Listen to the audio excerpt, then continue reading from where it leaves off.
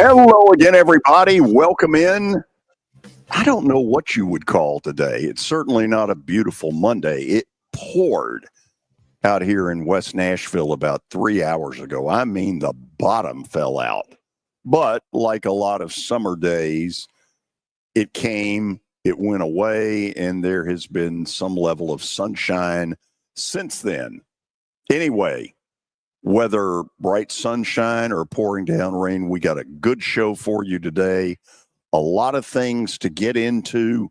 Kelly Holcomb not with us today. He will return.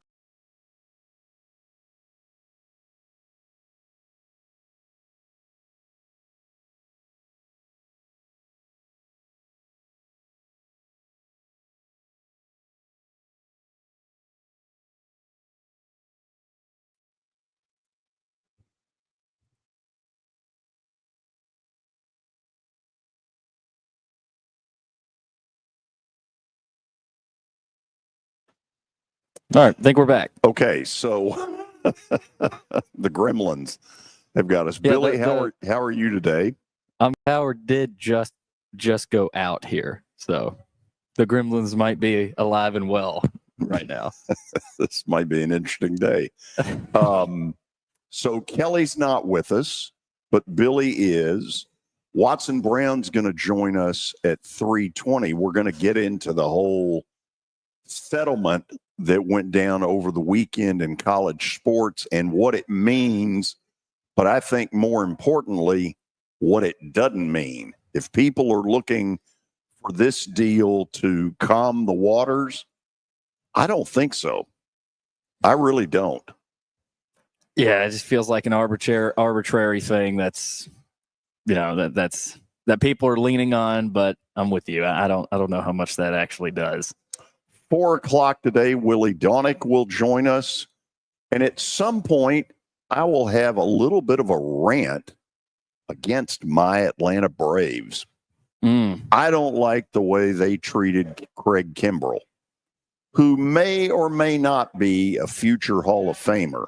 He's close. He's way up there on the saves list. So for those of you who don't know the story, they called him up on Thursday night. He left Nashville, got out to the West Coast, pitched on Friday night, did not have very good velocity, but it's not like the Braves didn't already have that in their scouting reports. Pitched a scoreless inning where he picked off a batter, the catcher threw out a runner, and then he struck out the final hitter and was designated for assignment the next day, which to me is completely uncalled for. I'm really down on Alex Anthopoulos. I have been a huge fan of his, but that is a cutthroat deal that I think was totally unnecessary. I'll get into this more later. Yeah, I'm interested. Did they ever have did they explain that away at all? Or because I don't get that. They gave it his velocity was way down, and it was. But what was knew that sitting around 92. Oof. Where in the glory days it was more like 97. Yeah. But here's the thing. They've had him in their system now for 2 months. They've known exactly what his velocity was. And to sort of hint at that at the 11th hour, it's just not right. And they're not a franchise right now that really has much of a luxury to do that. I mean, it's not like you mentioned how he pitched. It wasn't awful, but his velo was down. But the Braves aren't necessarily winning at a high clip right now. No, to make sort of a luxury decision like that. They got a lot of problems, a lot of which have been caused, I think, by Liberty Media. I've been a big Alex Anthopoulos fan, but this behavior aimed at a potential future Hall of Famer, totally uncalled for. Yeah, I didn't get that at all. But we do have an update today. You? And we got a lot to get to. Would it involve Murray State? It would involve Murray State. Okay. We've got one more game left in the Super Regional round. and it'll be Murray State and Duke tonight. But again, the update is brought to you by X Golf. Step into the future of golf with X Golf. Experience the world's most accurate golf simulator and elevate your game like never before. Book your tee time now at playxgolf.com. Today's a good day to do it. With all this rain, if you wanted to get some golf in, X Golf is the place to be. Don't miss out on their restaurant and bar. Fuel your game with ice-cold beers on tap, craft cocktails, fine wines, and a menu packed with shareable bites. New location out in Franklin. Just did our show out there Friday, 209 South Royal Oaks. Again, that is in Franklin, so go check that out. We're going to start with tennis today. Had a really good match. This was yesterday in the French Open final. Carlos Alcaraz beats Yannick Sinner to get his 5th Grand Slam. He was down 2-0, came back. Sinner had triple match point on Alcaraz's serve in the 3rd set, but Alcaraz fought back and won in the 5th set. The match lasted over 6 hours. Good Lord. Wow. But Alcaraz is 5-0 in Grand Slam finals. He's yet to lose. He's also 5-0 against Yannick Sinner in their last 5 meetings. And take a listen to this. Rafa Nadal was 22 years old, 1 month, and 3 days old when he won his 5th Grand Slam. Carlos Alcaraz yesterday, when he won his 5th Grand Slam, was 22 years old, 1 month, and 3 days old. Wow. 2 young Spaniards. Pretty scary there that you could have that spot on. I mean, it probably works out that the French Open final is, can be that 5th Grand Slam a lot of times for these players. But that's pretty wild. Wimbledon in a little less than a month. Yeah, get ready for just straight Wimbledon all day on your TVs on ESPN in the dead of sports.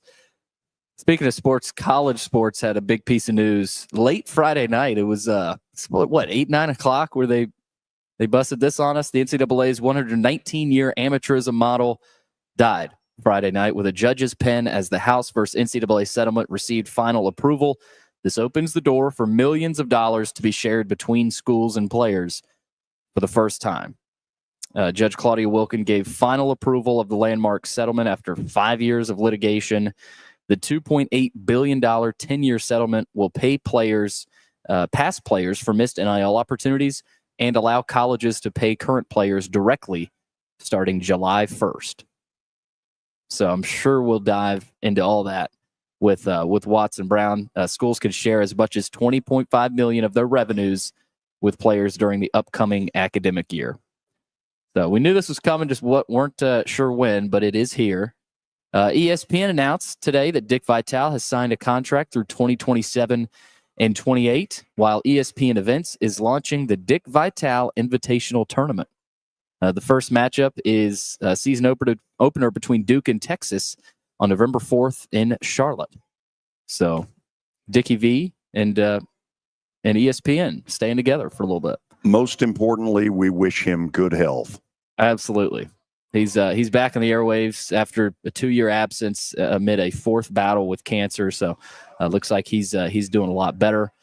In college baseball, of course, Tennessee goes down in Fayetteville to Arkansas. Lost game 1, 4-3. Lost game 2, 11-4.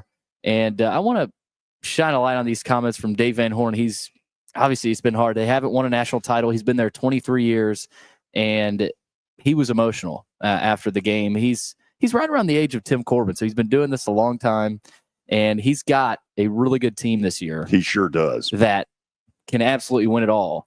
But you go back to just 2018, the Demons of that Oregon State game. They were 1 out away from winning it all, and Arkansas gets it done over Tennessee. I'm waiting on these comments to pop up, George. But that Razorback team is.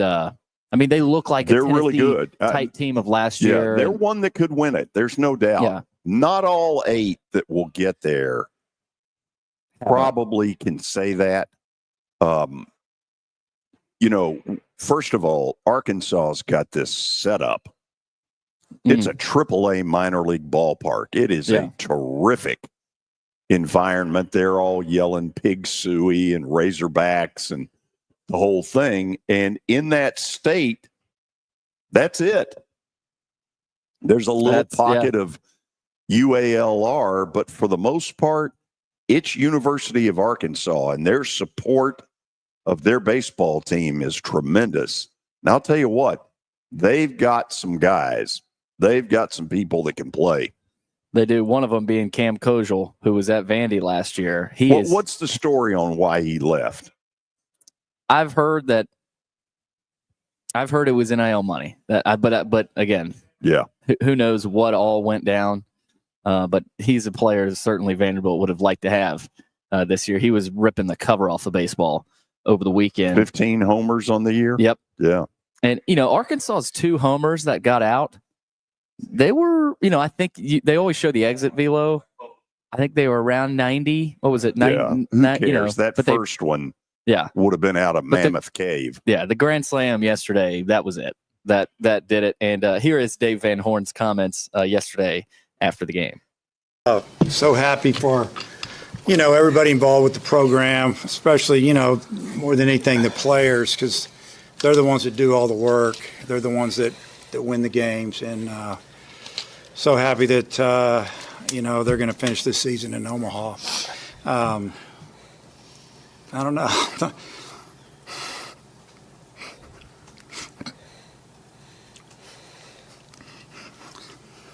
Just means a lot. Oh, I get it.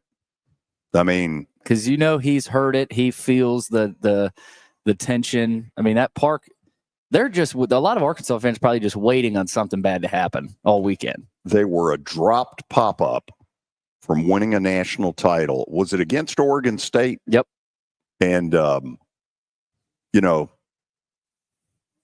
hope. I'll say this. I hope he wins it. I do too.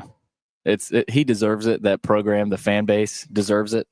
And ironically enough, they could play Oregon State in the final series. A lot of winning has to be done between those two teams in Omaha. But to reset, Louisville ends up beating Miami. They win that series 2-1. Oregon State beats Florida State. So you've got Louisville and Oregon State in one of the matchups. North Carolina, they won game 1, 18-2, and then Arizona wins the next 2 and wins that series. So Arizona is in Omaha. They will play Coastal Carolina, who swept Auburn in a dominant fashion. Yeah. You know what? That's another team to watch out for. First of all, if you assume that by their name they're not good enough, think again. 2016, really before there was the spotlight that there is today on college baseball, Coastal Carolina won it all. I'm not saying they're going to win it, but they're one that could because they throttled Auburn. They've probably got the best pitching staff left in this tournament. UCLA awaits the winner of tonight's game between Murray State and Duke. Game 3, that's the last ticket to be punched to Omaha. So it'll be UCLA or Murray State and Duke versus Murray State or Duke. LSU will play Arkansas. The Tigers swept West Virginia in Baton Rouge. So that's good. LSU Arkansas to kick it off there in Omaha. Is that what it'll be? Yeah, that's going to be the Saturday LSU, night. Arkansas? Not necessarily to kick it off, but that'll be the Saturday night game, which is going to be unbelievable. Wow. Up there. But again, tonight, Murray State and Duke, game 3. Last night, Shai Gilgeous-Alexander leads the Thunder to victory, 34 points. Alex Caruso had 20 off the bench. OKC takes down Indiana, 123-107. Series tied at 1. Game 3 will be Wednesday night. I'm sticking with what I've thought. This is going at least 6. Because I think Indiana will win a game in Indiana and force it to go 6. Yeah, I can't see this Indiana team dying quickly. I'm with you. I think this is probably a long series that we'll continue to watch. A team that got eliminated by the Pacers earlier in the playoffs, the Cavaliers, their point guard Darius Garland had surgery earlier today to repair the big toe injury that ailed him during the playoffs. He's expected to miss 4 to 5 months.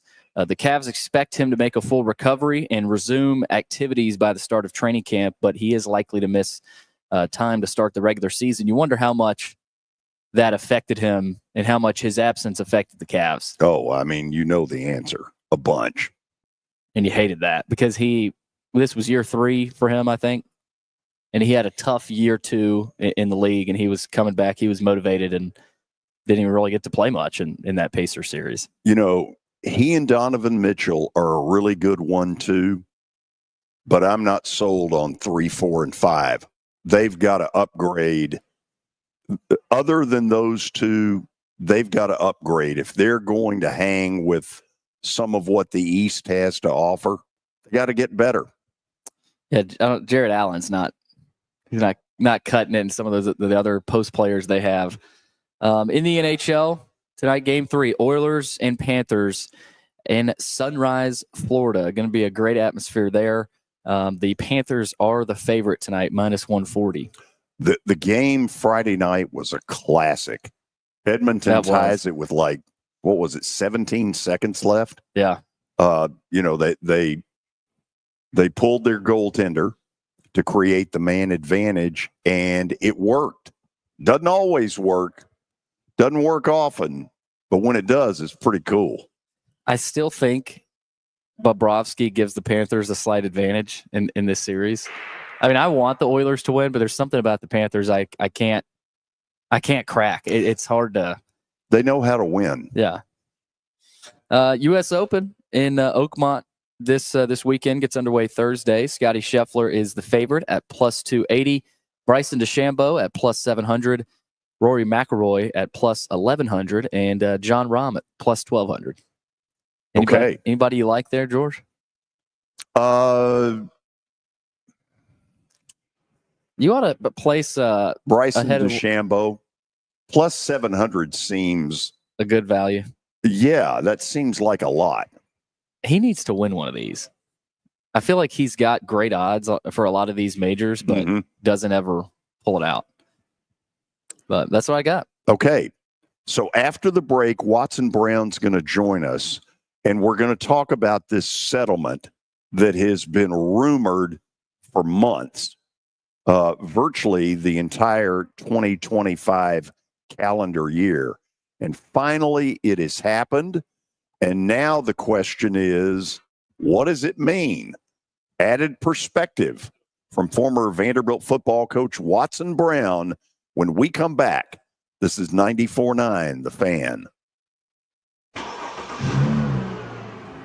When I got my first car, my dad told me, keep the gas tank full and my number on speed dial. Now parents are telling their kids, save 615-242-9000 just in case. I'm Blair Durham. If you or someone you love is in a wreck, call us. We're here to get you the money you deserve.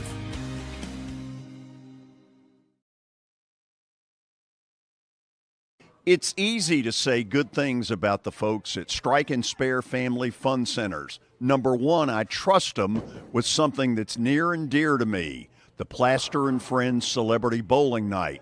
But more importantly, I see the fun people have. They enjoy the bowling, they enjoy the camaraderie, and you will too. Come by any of their locations and get ready to have some fun. As the trusted premier custom home builder in Middle Tennessee, Donnelly Timmons has over 20 years of experience in the industry. Whether you're looking to build your dream home or renovate your current home, their team will ensure that every client and every remodel is unique, luxurious, and completed on time within budget. Founders Dustin Timmons and Joey Donnelly have over 25 years of construction experience in the Nashville area. Together, they have completed projects in Forest Hills, Oak Hill, Green Hills, Franklin, and Brentwood. Dustin and Joey believe that communication is the most important aspect of all construction projects. Therefore, they personally manage each project themselves and are involved in job site activities on a daily basis. Their commitment to quality and integrity has earned them an outstanding reputation among their clients. Contact them to set an appointment for a free consultation or to view some of their completed projects. Give them a call at 615-456-7983 or log on to DonnellyTimmons.com.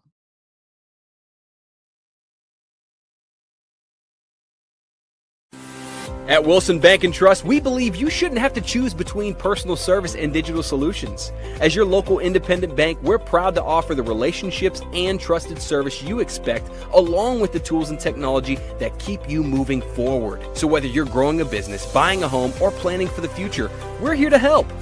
Because this isn't just where we work, it's where we live too. Wilson Bank and Trust, here to get you there. Member FDIC. This is my buddy Stan Harrison from Apple Collision Centers. Recently, you've been talking to me about companies that have a fleet of trucks and they're always in need of repairs. That's right, George. We understand that nobody likes to deal with the auto body repair process. We try to simplify that at our 3 convenient locations. We work with all major insurance companies. We help to ease the stress of the auto body repair process. We're located in Old Hickory, Hendersonville, and Gallatin. If you need our services, please stop by and see us. And how convenient that we have that in the background. Now, seriously, these are good folks. They do really good work. Give them a holler. Stress of the auto body repair process. We're located in Old Hickory, Hendersonville, and Gallatin. If you need our services, please stop by and see us. And how convenient that we have that in the background. Now, seriously, these are good folks. They do really good work. Give them a holler. Coming up tonight, the Nashville Cats are back on the road to take on Billings. Our coverage starts at 6:30. Totally hits 93.3. It's the George Plaster Show. Your sports live here on 94.9 The Fan.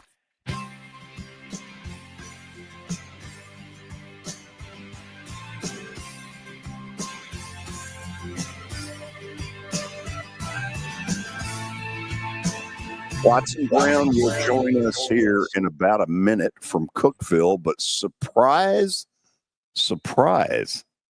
Kelly Holcomb on campus. How you doing, brother? Good. What happened?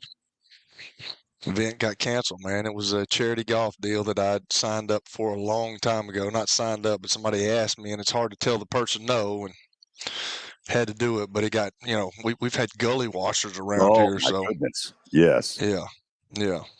And I'm guessing that it may have hit Cookeville here just recently where Watson is. Are we ready to bring him up? Watson Brown joins us from Cookeville. How's the weather up there?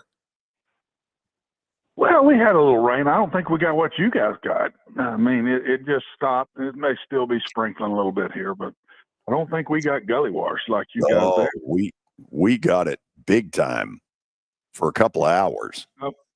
Well, Brenda and I always say if we mow the yard, it rains immediately. So we mowed the yard this morning, it rained immediately. Nice. That's the way it works. So we'll be mowing the yard again in 2 days. So better you than me. Lord. Yeah, true. I know you want to comment on that. Very, very true. Yeah, you're going to mow a lot of yards. Have you ever mowed a yard? Absolutely. That's what I wanted to ask Watson. Has he ever? Because he's been bickering. Have you ever mowed a yard? Yes. Stop He's been bickering. He's been bickering on the show, Watson, that he had to go out and pick up sticks with all the wind a couple of weeks ago. Like that really bothered him. Oh my God. It's a big yard, Kelly. Pick up sticks. Don't hurt yourself out there now. Did you do all your flex exercises before you started picking up the sticks? Absolutely. And I hit pull a muscle or something, or is there a muscle to pull?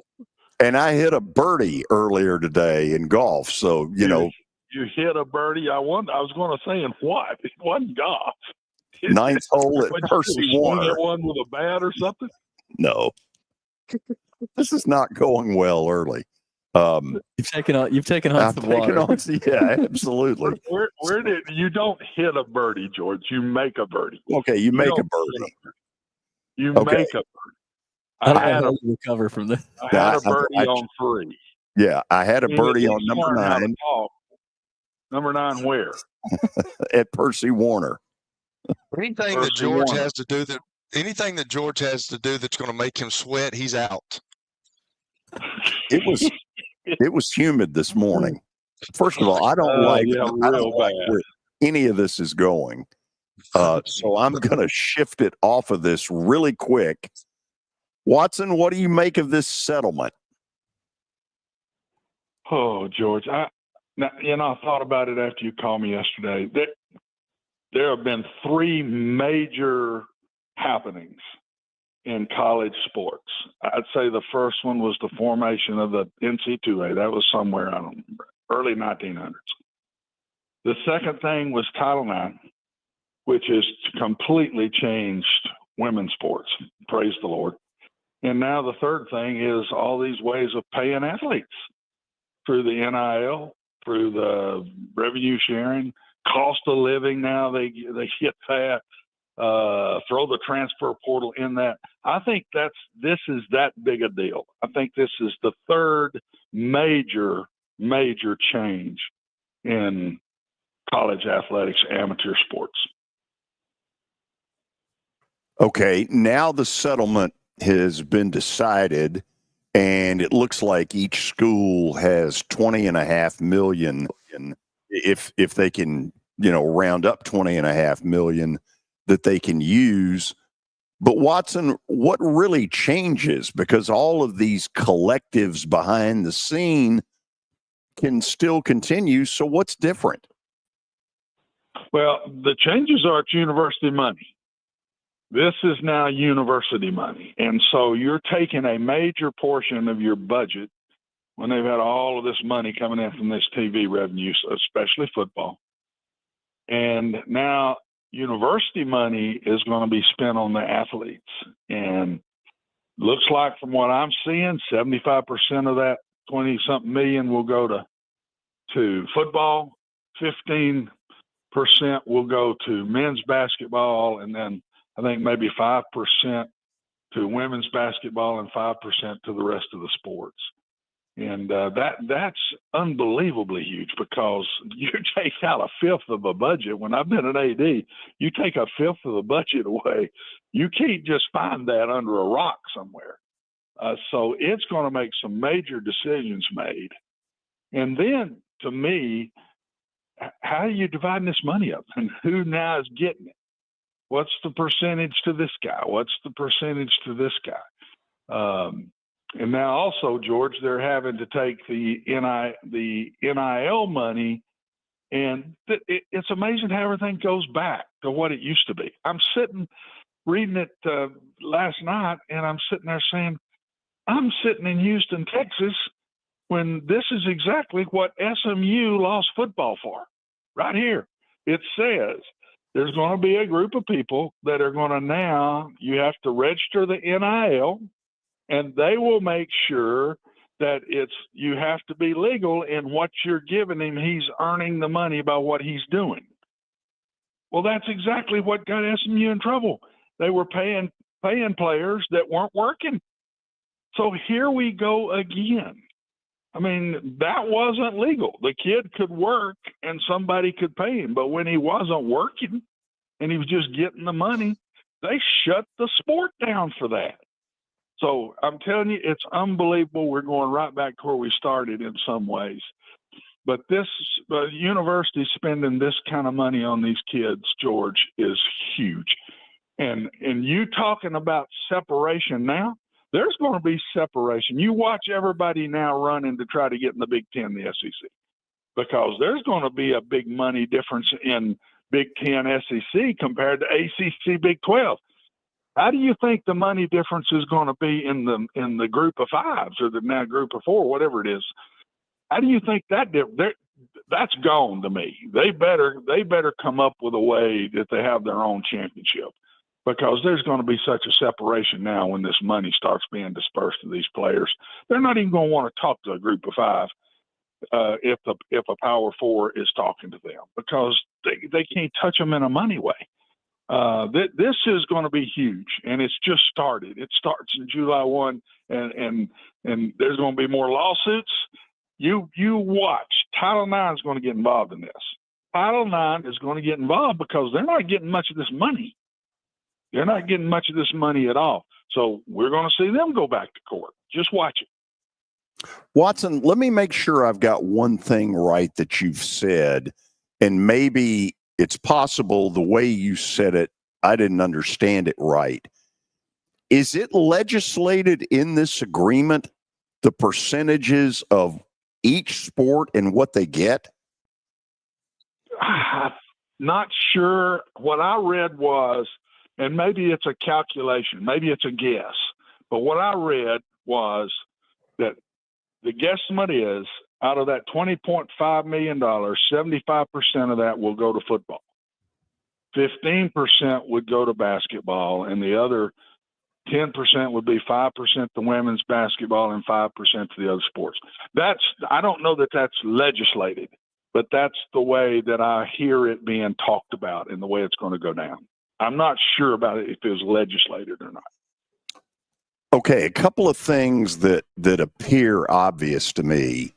In this settlement, you're going to have far less players on rosters. It looks like this has squashed the walk-on, possibility. Yeah, and completely.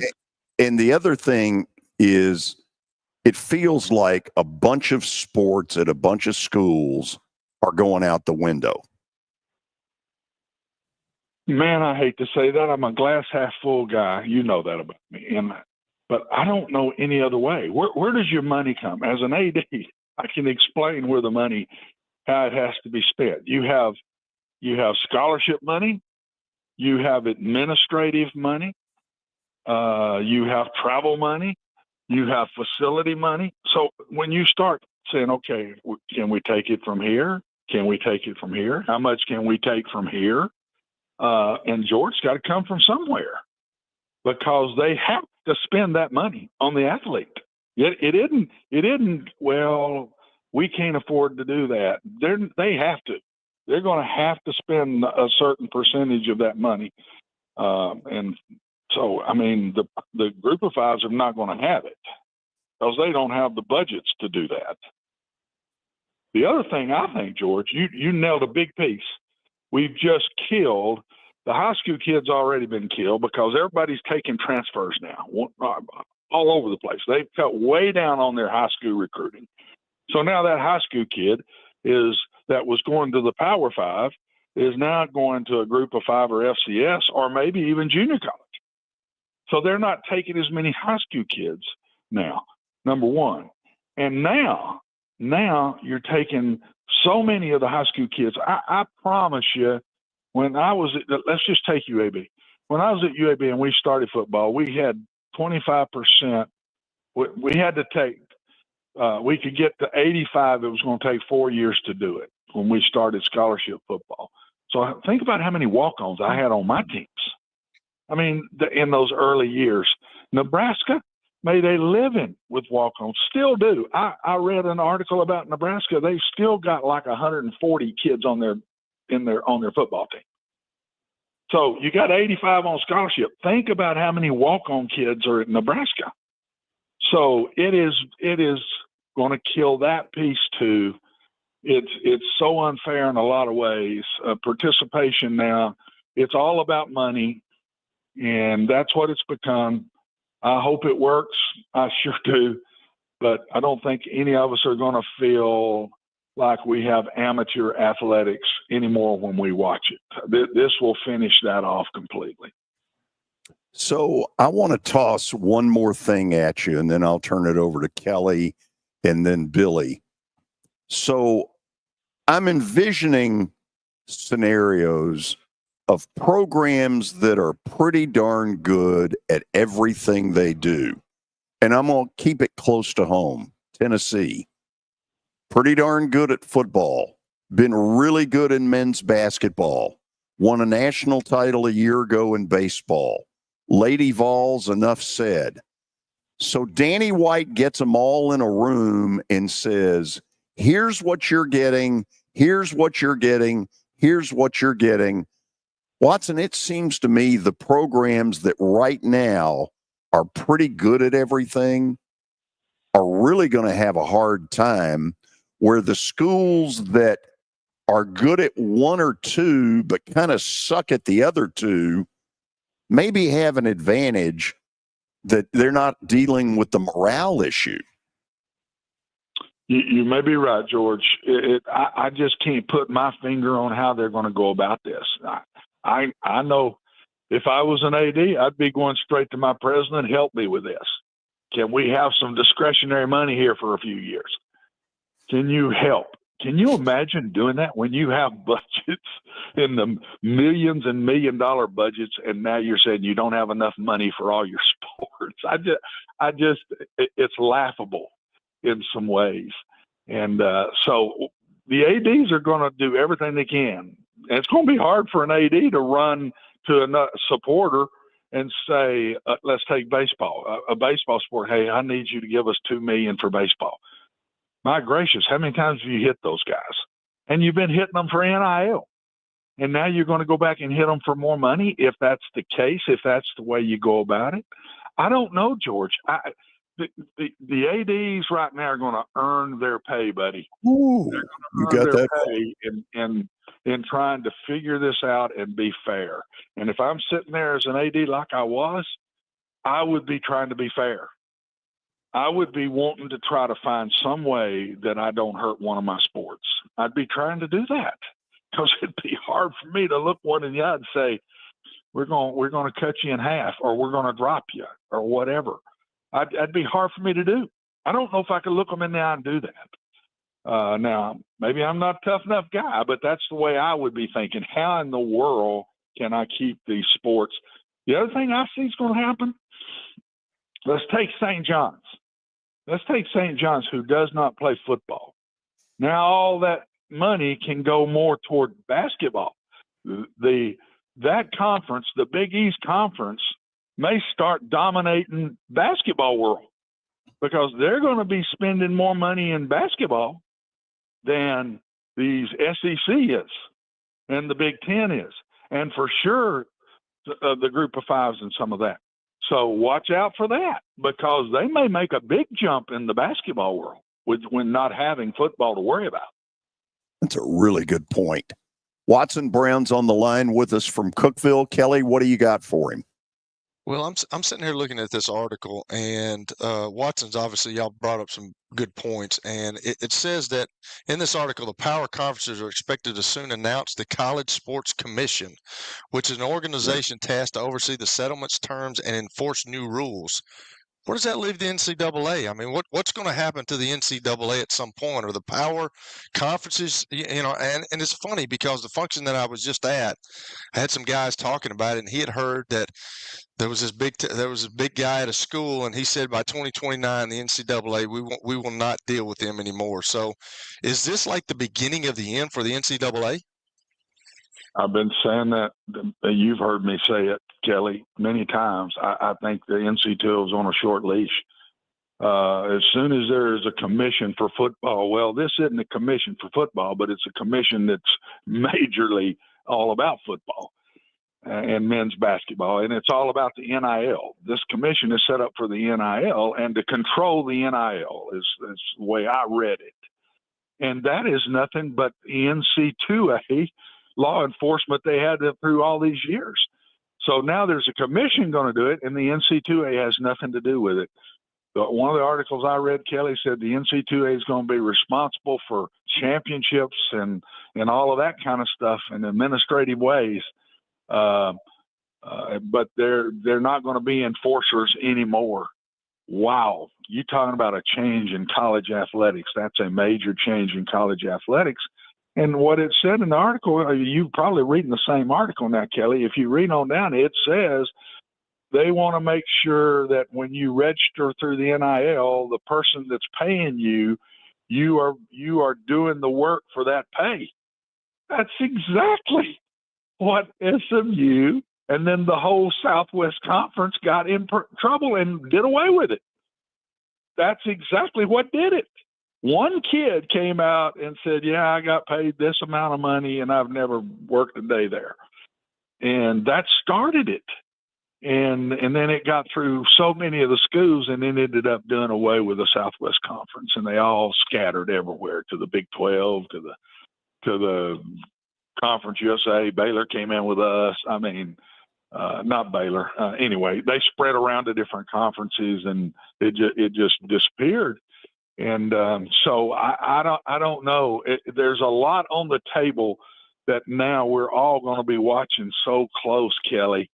And we can't really talk about it now because we don't know, but we're going to watch it close as it grows. And who's going to be on this commission? You know, who's going to make those decisions? It better be a pretty good organization, because you're going to have kids all over the country signing in for NIL money and registering. And so somebody's got to go check this out. That's going to be a lot of checking out, man, a whole lot, because the NIL is not going to go away now. Think about it. The kids now are going to get double pay. They're going to get double pay. They're going to get paid by the university, Kelly, and they're going to get paid NIL money. This is unbelievable. They better set a rule pretty quick that you got 5 years to play, because these college kids will play for 20 years. They won't want to go to the NFL. They'll stay in college athletics for 20 years if they let them. I've asked a lot of people about this. I don't think I've asked you, but what do you think, as now, you know, you talking about cutting the grass, you're just a fan of the football game. You're a fan like I am. You're not a coach anymore. You're not involved in it.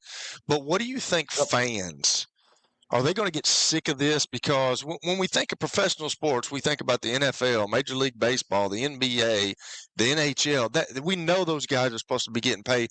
Now you're going to pay a 17, 18, 19, 20-year-old kid, and, you know, these people have been working their whole lives, and they're not going to make what these young kids are making in 1 year. Like, how much is it going to affect fans from buying into this stuff? I think it will. They may grow out of it because the NFL is, and you were in it for many years, the NFL is a mighty popular sport. And so they've stuck with that, with those guys. But I think they think of them as men. And they're through their boyish days and young man days, and they went to college and were amateur athletes. And so they look at them different now. And I'm not sure these fans are ready, Kelly, to look at a 17-year-old as a grown man being paid by a university. And they're saying, well, they're still not employees of a university. Duh, you're not. You're working to play football or play basketball, and you're getting paid to do it by that university. So how are you not an employee of that university? Watch that, because I think that sooner or later has got to come about. They're not calling them employees yet. But I agree, Kelly, when we lost the thing that was golden to all of us, that's why we all love the Olympics more than we do now, because now the professionals are in the Olympics. We all in America love the Olympics because it was amateurs playing other people in Olympics that were being paid.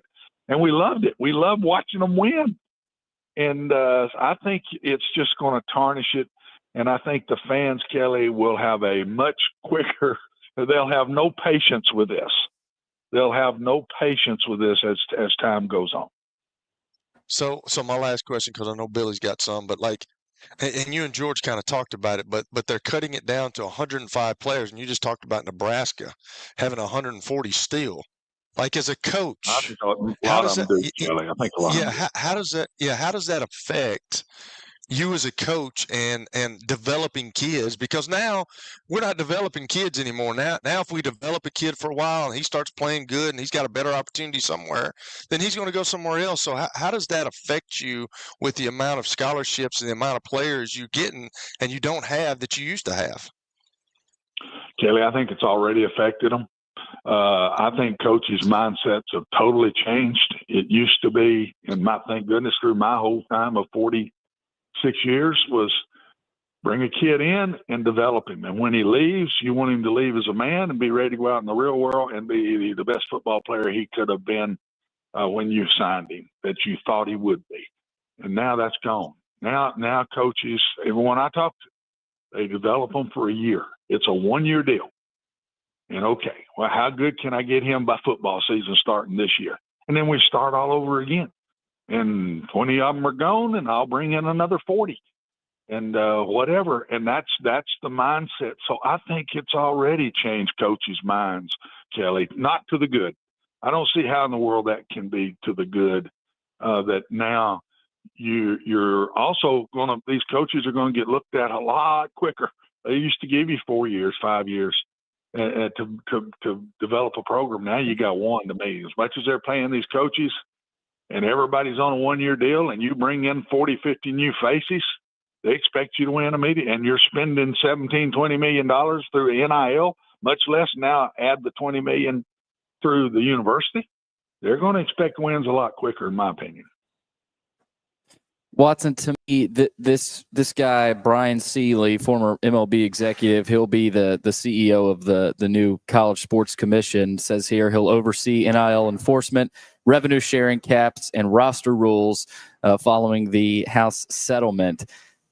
This feels like just a Band-Aid for me. Are you in agreement there that this guy, has basically an impossible job and that this cannot be stabilized? Yeah, I want to know how they're paying these people. Who's paying these people? Is it universities? And his staff, Billy, to me, is going to have to be unbelievably deep. He's probably going to need 100 people in that office, maybe more, because you're talking about every athlete in college sports, not just football athletes now, every athlete in college sports. And I agree. Right now, it's a Band-Aid. But how big is this even Band-Aid got to be for this to take place? All this, the way I understood it all starts to take place on July 1. That's less than a month from now. It all starts to take place. And how quick can you put enforcement into play? Because I'm a big believer that there's been all kind of rules broken, whatever the rule was. But I know that these coaches have been speaking to these athletes through agents and mostly before they ever go to the transfer portals and deciding who they're going to take. And some don't go to the transfer portal till a coach tells them, go, we're going to take you and give you this. So I think that's been going on. That's first thing they better get under control. And that was through the NIL money, not anything else. Watson, this is a mess, but thank you for unclogging it for us a little bit and sharing your wisdom on the subject. Well, it's a mess, George, but it's here, and we better embrace it. And I promise you, the good coaches embrace the NIL and the transfer portal, and those are the ones that are winning right now. And the good coaches are going to embrace this. But for the first time, we all better be hugging our athletic director, because all of a sudden he became a very important dude. I'm telling you, presidents and athletic directors just better step up to the plate now, man, because you're the ones got to make the decisions. Amen. Watson, thanks for doing this. Glad to do it, guys. Good to talk to you. Watson Brown joining us from Cookeville. I knew he'd have some good perspective on it. After the break, a couple of thoughts on our end as well. This is 94.9 The Fan. When I got my first car, my dad told me, keep the gas tank full and my number on speed dial. Now parents are telling their kids, save 615-242-9000 just in case. I'm Blair Durham. If you or someone you love is in a wreck, call us. We're here to get you the money you deserve.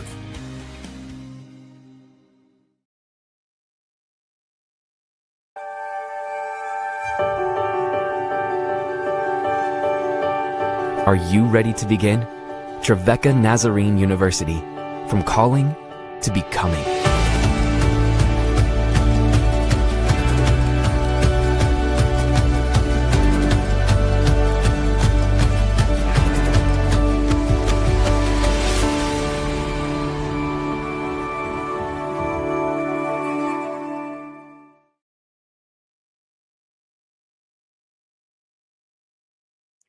If you are paying too much for your health insurance, you know what? You need to contact the folks at Pancos Benefits. Pancos works with businesses and individuals to tackle the high cost of health insurance. Whether you're a business owner, large or small, self-employed, between jobs, or over the age of 65 and in need of a Medicare plan, PanCoast can help.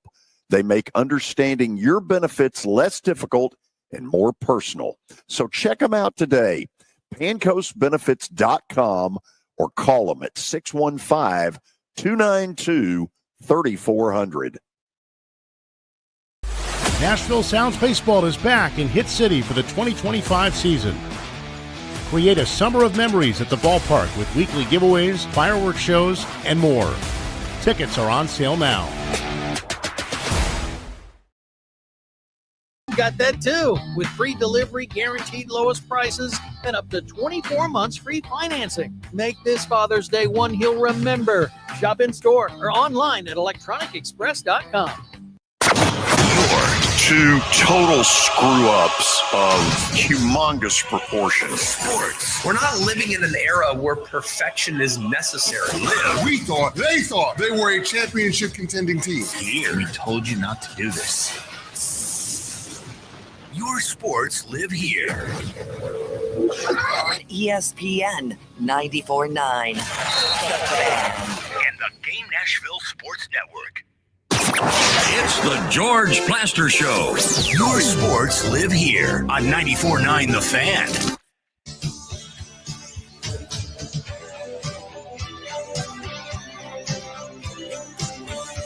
Willy Daunic will join us at the top of the hour. But guys, let's get to this NIL settlement thing. Kelly, I guess I'm cynical enough to believe that at some point you're going to get a level of internal backstabbing going on between coaches. As one coach tells the AD, my program can win a national title. Hers can't. Why the hell is she getting this kind of money and I'm not? You know this is coming.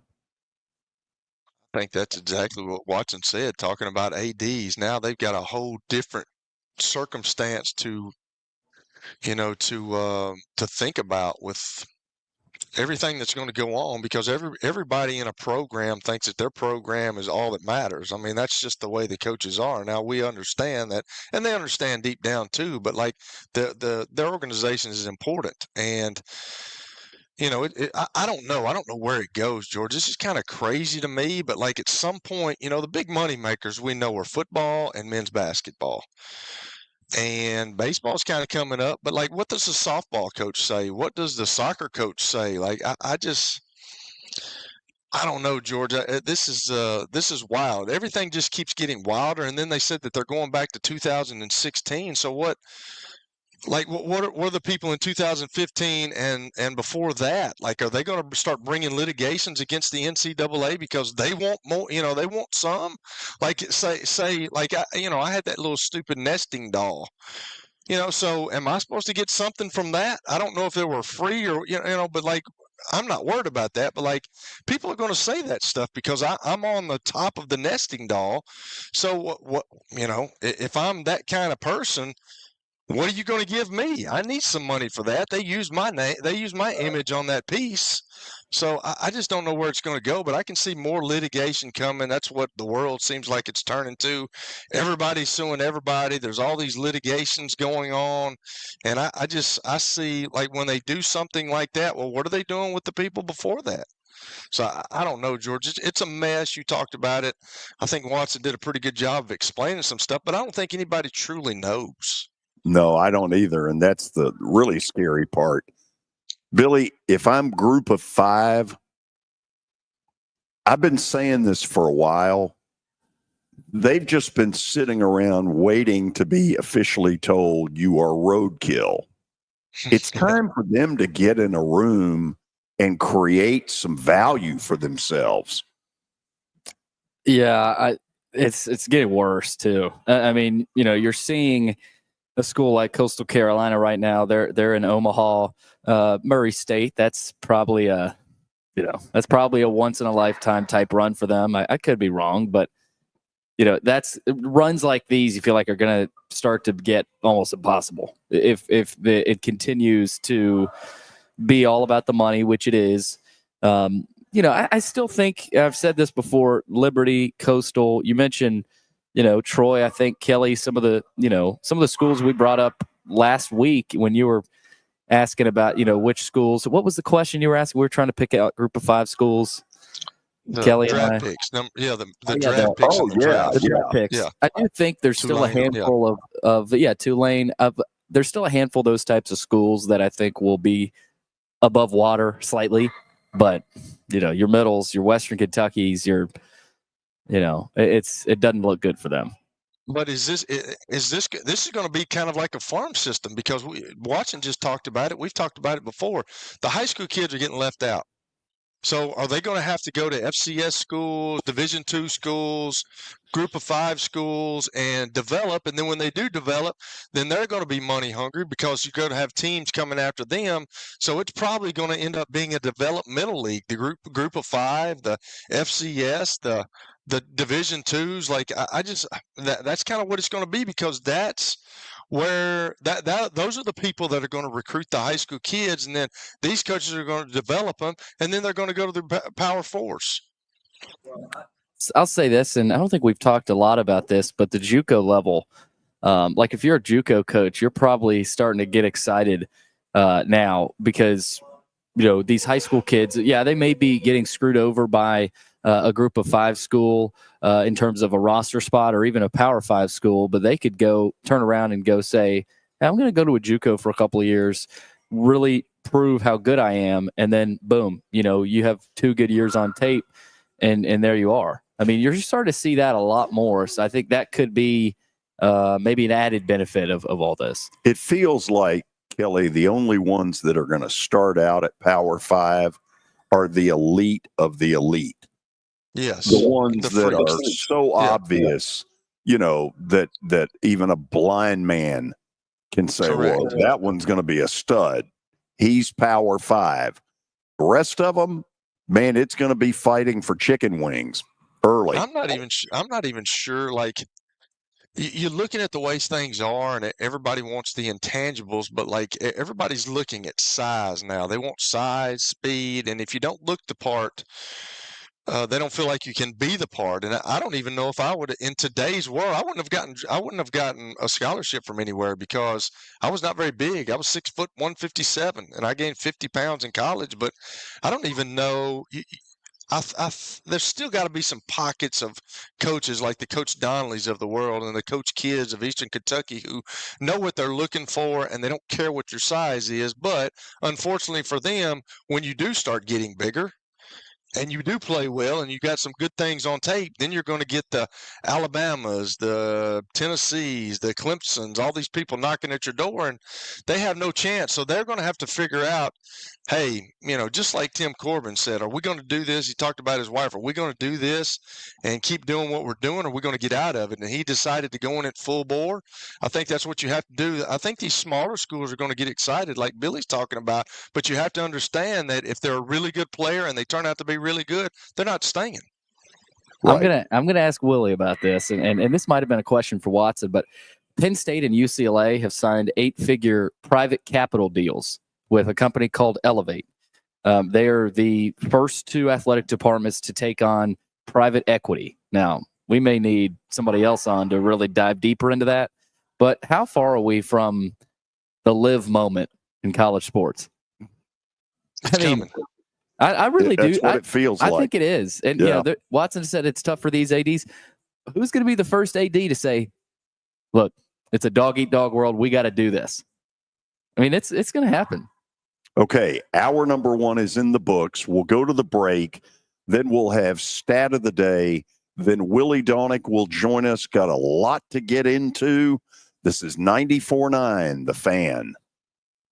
Looking for your favorite sports? How about sports? You follow sports? We probably have it. Just log on to the Information Superhighway. They don't call it that anymore? To start, press any key. Where's the any key? Head to thegamenashville.com. The password. We're in. You'll find what time your game starts and what station it's on. Oh, they have the internet on computers now. That's what's up. Your sports live here. What an age we live in. On the Game Nashville Sports Network. listen on the air. So don't tell me to chill out. On the web at thegamenashville.com. This team has strategically put themselves back in the mix. Watch us on YouTube or download the Game Nashville app. You have to make those plays. Your sports live here on the Game Nashville Sports Network. Your sports live here. WBUZ HD3 Laverne. All around the world on the Game Nashville app. We are the Game Nashville Sports Network. ESPN 94.9. The Fan. A Cromwell media station. 30 years of the best sports talk in Middle Tennessee. It's the George Plaster Show, featuring Tennessee Sports Hall of Famers Kelly Holcomb and young gun Willy Daunic. And now, here's your host, George Plaster.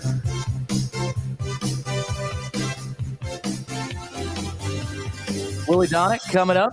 But first, stat of the day brought to you by Apple Collision Centers. You can find them in Old Hickory, Hendersonville, and Gallatin. Give them a call, 615-754-9800, or log on to their website. That's applecollisioncenters.com. All right, we're going tennis today. Jannik Sinner and Carlos Alcaraz's French Open final lasted 5 hours and 29 minutes, the second longest Grand Slam final in history. Can you name either participant in the longest? The longest Grand Slam final. I'm going to say Rafael Nadal was one of them.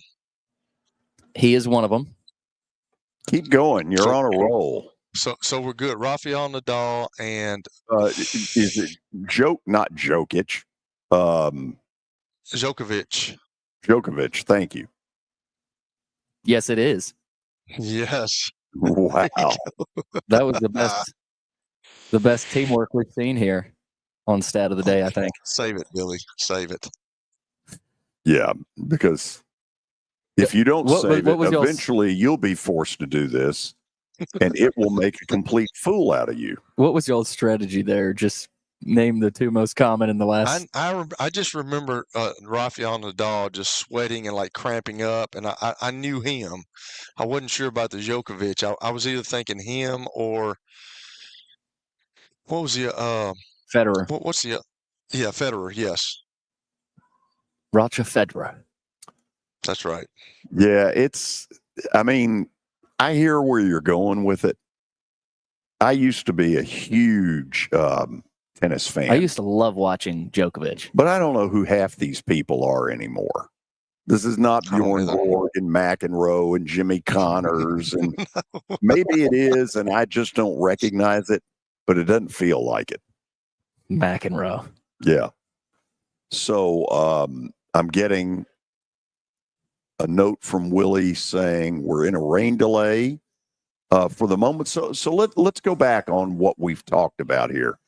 Kelly, why are the MTSUs, and I'm not blaming them by any stretch, but the group of five, to me, have just sat on their butt and said, well, we're everybody's roadkill, and we're just, this is all we can do. And I don't think it's all they can do.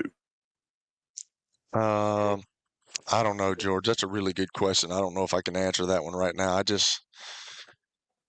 I don't know. They're in a tough spot. All these teams are in a tough spot. It's hard to get.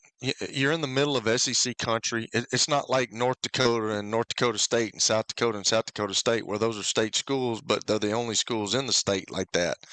And they're FCS, but North Dakota State and South Dakota State needs to be in Division I. They need to be in a group of five at least, and they probably could play in the Power Fours. I mean, they've got players, and that's all those kids up there want to do is play for those schools. So I understand the situation you have here with Middle, with the Tennessee Tech. You're in SEC country, and nobody else thinks about anything else. But I'm just not sure. I don't know where you go to, George. At some point, they're just like Watson said. I think they're going to have to sit down, and you've talked about it plenty of times. They're going to have to sit down. They're going to have to meet, and they're going to say, "Hey, we're going to let them do what they're going to do. We've got to have a national championship for ourselves. We got to look at it that way because." The disparity between these conferences and the money that they're going to get now is going to be ridiculous. And I wanted to ask Watson, maybe we'll ask Willie, but with you look at all the athletic programs, like not many athletic programs are profiting. especially college football. Like you've got the Ohio States, Alabama, UTs of the world, but like, Middle's not. Western Kentucky's not. I don't even know if Vanderbilt makes like you got to look at that. And it's a hard sell, George. And I don't know where it's going. It's going to be interesting to see. I'm not. I don't know if I've really thought about this much yet. I don't know how I feel about it. I've told y'all I didn't. There's things I like about it, but hey, it's the future. It's where it is, and it's not going away. Okay, Willy Daunic joins us for his weekly Monday visit. Willie, how are you? I'm doing well, guys. Sorry for the delay. I had a brain cramp. That was basically what it is. I need to have my Monday 4 p.m. alarm go off in my head, and it did not happen. So in the meantime, maybe the Billy text reminder would be smart. But anyway, here I am, and I would love this discussion because Kelly, you have unique perspective playing at Middle Tennessee. George and I have a Vanderbilt background. As we've been talking about in the last few shows, my son plays Division III athletics. All of this affects everybody at every level. Yep. On shows like this, we focus on the SEC and the Big Ten and everything, but it has an effect all across the board. And there's definitely pluses and minuses. Okay, I'm going to start you differently than that. Okay. And then we'll go there. You ready? I'm ready. Okay. We have a weekend that has just passed us where I am thoroughly pissed at the Atlanta Braves. The treatment of Craig Kimbrell, absolutely pathetic. This is a guy that could be a Hall of Famer. He's one of the top 10 all-time save leaders. You call him up for one day and then designate him for assignment? Willie, help me. The hell's wrong with my team? That is a weird one to me. Craig Kimbrell, you know this. Others may not. He's been on a basic 1-year tour around with a new club each year for the last, I don't know how many years. So he's a guy that probably could still help you. I have no idea what they're thinking there. I can't pretend to even make something up. I know that their bullpen right now is hurting some, just like some of their, it's a disaster area. Yeah, it is. And I don't know why you would bag on that move that quick for a guy that's done as much as he can. They must have just really not liked the stuff at all. But for him to get no benefit of the doubt based on his history there, I'm surprised. It's not as though they didn't know going in. On the minor league level, the minor league people turn in daily reports to the front office. They knew damn good and well that his velocity was way down. So why play this game with him?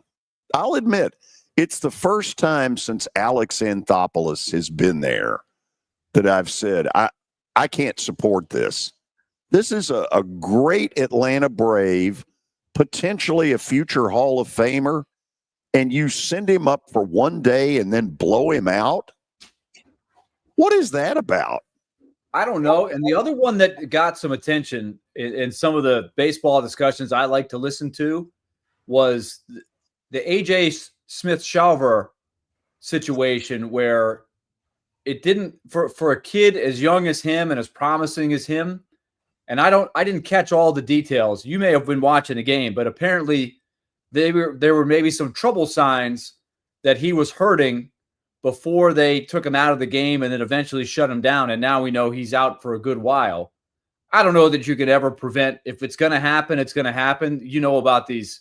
When you tear the Tommy John ligament, when it goes, it's quick.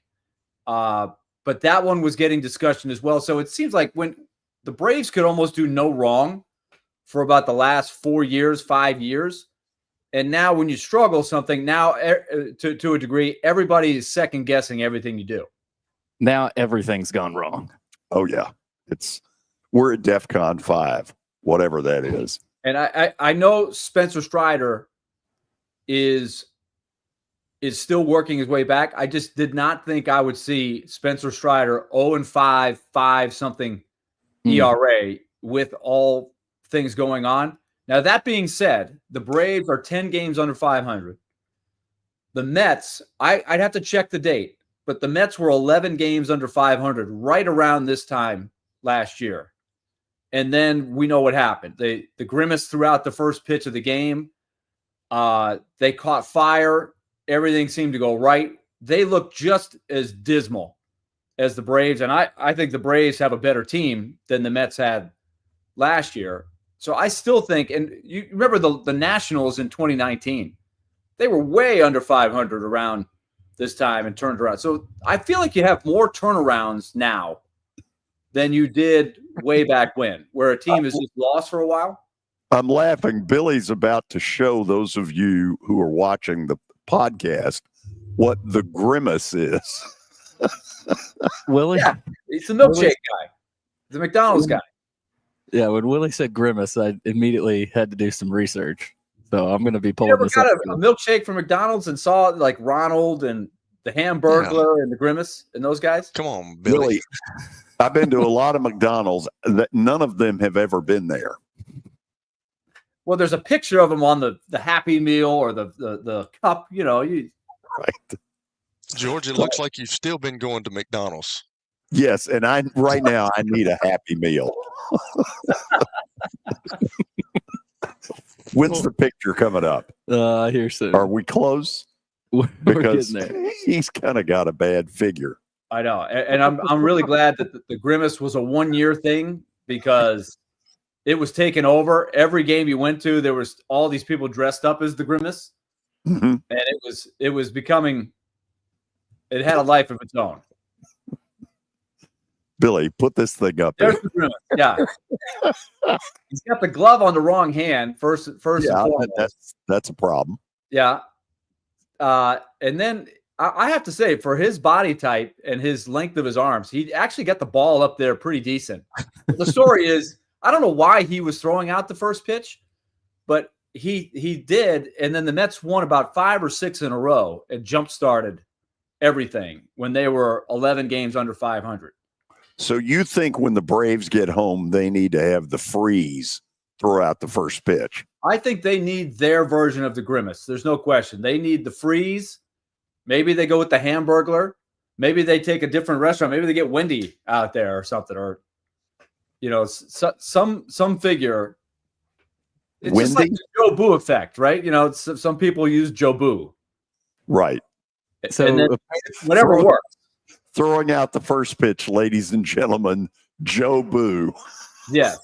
Oh, boo. By the way, did you guys see Taylor Lewan throw out the first pitch the other day? Yes. That was not good. No, but you know what? I feel like he faked it. I feel like he intentionally screwed it up so that he would get clicks. This is my theory. I can't prove it.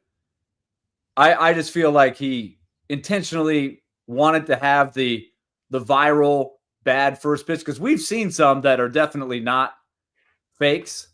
The mayor of Cincinnati. The mayor of Cincinnati is still one of the best of all time. Kelly, this is a piece of the segment we'll never get back. Right. Steer it back to a good path. No, but this is the simpleness that I talk about all the time, George. That's what goes through my brain. So I'm right on track with this. You know what I'm saying? That's good. So Willie, what did you think about the deal with the NIL coming down from the judge out in California about her, $20.5 million and all the stuff that was in that? I don't know if you've looked at that, but like, where are we now in society with this? And what do you feel about all that's going on with paying college players? I'm still trying to wrap my head around all the details. But one of the first things, in a very simple way, that I thought of was, George, when you came on our show and you started talking about the whole thing about you have to abide by this or we might kick you out of the league, right? And you brought up something on that show where you were kind of taking a run at Greg Sankey, and it resonated with me. He said SEC teams have been breaking rules for 100 years. right? So even though you have this system out here and it's designed, you have no collective bargaining agreement, you have no NCAA with any kind of teeth to enforce any of this. So I think there will be some good things that come out of it, but whatever quote unquote system there is, the rich teams are still going to find ways to supplement off of the 20.5 million. It's not going to be like the NHL salary cap or anything like that. I think it's going to help the baseline teams be able to get more information on what people are paying the NIL, what's the going rate. There's supposedly going to be a common site where you file if Kelly's getting NIL and he's getting $500,000, you're supposed to put that up there. And so you have a gauge on what everybody's worth. Maybe that helps, but I think there's going to be people that look at it and look for loopholes and find ways for their school to get advantages. I mean, you guys think so? I mean, I don't know that this is going to solve all the world's problems anytime soon. No, and I don't think it's going to solve anything because just like you said, they've given them a $20.5 million budget. 75% goes to the football, but they've always found ways around that. They're going to find ways around this too because they're all going to cheat. They're all going to say, well, they're allowing us to do this. Well, let's just do this and worry about the ramifications later. I agree, and if I'm reading this right, I still think it's legal. It's not even against the rules to still have the collectives pay on top of the 20.5 million. So it's built in. So I don't really understand what it does. I think what it does, I maybe I'm wrong, but my interpretation is, remember, guys, when baseball had the strike, they missed the World Series and they sat out a long time. They finally came around to having revenue sharing. And that's still kind of what they have today with the luxury tax. So there's still light years between what the Pirates spend and the Rays spend compared to the Mets and the Yankees. But the lower market teams at least have a baseline because of what they get in the revenue sharing, that if they want to compete and they're smart with their money, they don't have the same amounts to spend, but they can make a go of it if they're smart. I think maybe this 20.5 million will at least help some along. But Kelly, you mentioned Middle Tennessee and Austin P and Western Kentucky and Belmont and all these other teams. They're not in this, right? You don't have to opt into it. Most of them don't have anywhere close to that budget to do it. So there's still going to be a bigger divide between the ones that can do this 20.5, then the ones who can get way more than that, and then those that could never even approach that to begin with. So we're gonna have more tiers, I think. So I asked Watson about this in the article that we talked about. It sounds like that the Power Four conferences are making a college sports commission. They're going to have a CEO and he's going to enforce the NIL rules and stuff like that. So if somebody's doing that and if they got a commission to do that, then what are we doing with the NCAA and how much longer does the NCAA have? Well, Paul Feinbaum went on a tirade today and is like, there is no more NCAA, really. They are going to facilitate the tournaments is about all that they're doing. Because, and it's been like this for a while, I don't know who is enforcing anything. It's still the wild, wild west. They had to do something. So let's give them credit for at least we're taking steps. Let's see how it goes. I feel like somewhere in here, there should be collective bargaining. And then while all this is going on, you ask the question, if you're getting big money, you're at the University of Georgia or you're at Tennessee or Alabama, and you've got really a professional operation, why would you go to class? Why would anybody make you go to class? Who's going to make you go to class? It's all up to the student if you want to do any kind of academic work at all. I mean, it's just a farce. I mean, is that something they're going to have to put in there? Like, we've talked about rules with this, but if you're getting money, like this is what bothers me at the end of the year when these guys, if they're not in the national championship hunt and they're a high draft pick, they opt out of their bowl game. I mean, is that something that they've got to enforce? They've got to have some parameters with all this stuff. I don't think anybody's signing contracts either. So if we're going to do all this, kids are going to have to start signing contracts because they're a professional athlete now. It's just, I think it's taken the amateurism out of college sports, which that's what made, and Watson said it, that's what made it so great. That's why we love it. That's why he even talked about watching the Olympics. That's what we love watching it back in the day, because we've got all these amateurs and they're playing, professionals around the world. But now we've got professionals in the Olympics. Now we've got professionals in college sports. They're making more than mom and dad made their whole life. They're getting millions of dollars on one contract. And, I don't know where it stops, Willie. I really don't. I don't either. And I think we have to sort of watch to see how schools adapt, kids adapt. I'm hoping, and I don't know that this will happen anytime soon, but I'm hoping at some point it cycles back to some sanity and enough people, enough kids decide, you know what? I don't want to bounce around to 4 schools in 5 years or 3 schools in 5 years. There's something to be said for setting up shop, meeting people around you, sticking it out, even if everything doesn't go right the first year. Hopefully make a little bit of extra money now that you can, and not chasing the highest dollar and bouncing around so that 20 years from now you look back and somebody says, where did you go to college? Well, let me see. I went to Middle Tennessee for a year, and then I went to Belmont for a year. Then I went over to Ole Miss for a couple years. Like, who are your buddies? Where's your home base? Like, what do you get out of that? People haven't figured that out yet. I'm hoping someday that they do. Did you have somebody in mind when you mentioned those schools? No, I didn't. But we could go for a long list of people that go to at least 3 schools. So, Willie, back in a very cynical moment, I announced one day that the Rose Bowl would have a transfer portal float, and JD Daniels would be the one waving to everybody. Hello, great to see you. But now he's got company. Oh yes, absolutely. He's not the only one anymore. Oh yeah, he was a pioneer with that. Pioneer. So now he would be considered somewhat normal, like not that out of the ordinary. Well, this Panthers-Oilers series has been awesome. They've only played 2 games. Game 3, of course, tonight.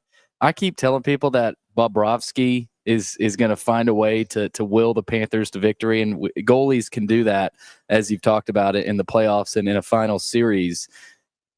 How do you feel about? I mean, do you think it's going 7 here? But I know George had said that he thinks it's going 7. He's got the Oilers. I don't know if Kelly's made a pick yet, but has your tune changed on this at all through 2 games? My tune hasn't changed. I'm going Panthers.